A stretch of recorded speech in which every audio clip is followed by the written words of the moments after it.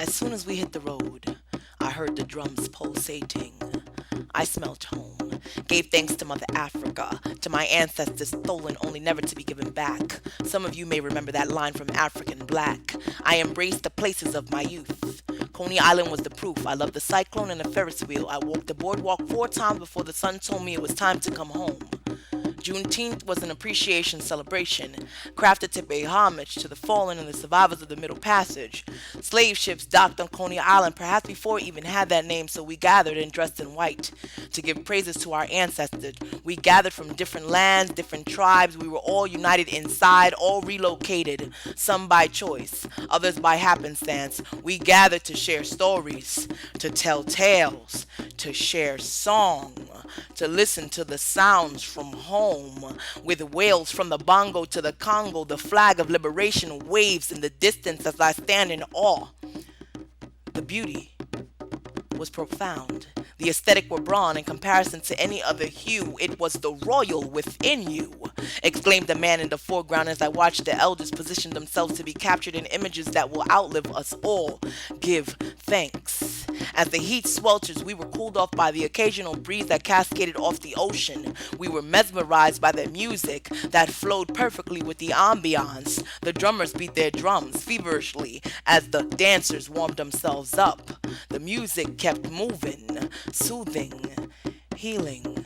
I got lost in the feeling, lost in their movements, in their colors, in their dances, lost.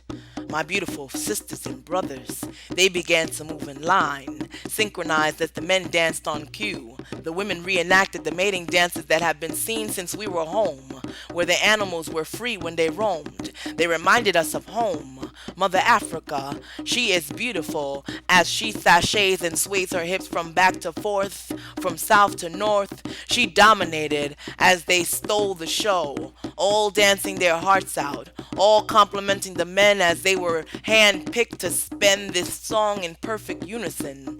The men were powerful and precise as they moved inside and outside the meridian. As the sun reflected off of the horizon, the drummers drummed. As the visitors joined in on the dance, they were moved by the magic felt in the air like Houdini, like David Blaine, only holier than thou. As they ping-pow the skin of the lamb or the cow's hide, they strummed the palm of their hands.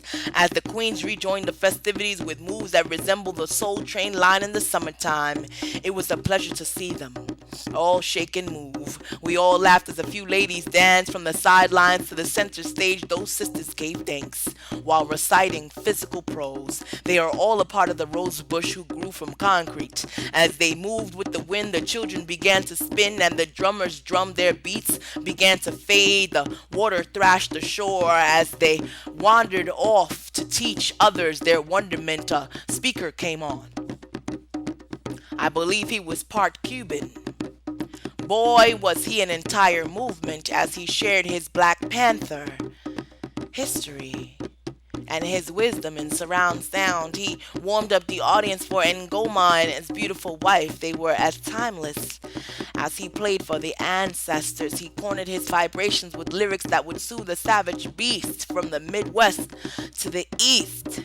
He delighted the audience with his multi-talented folds. He enchanted the masses as we ebbed and we flowed. It was Lisa DuBois who captured every single moment with the eye of the tiger. We all gathered as time would near, when we would lay our flowers and our fruits in the ocean for our ancestors. The flag flared in the air as we gave thanks, as we began to walk, as we began to give thanks, as we imagined what it must have been like to be stolen from your homeland, naked to work until you are deemed free. As the drums sound, we remember the fallen, our ancestors, and to them we give thanks.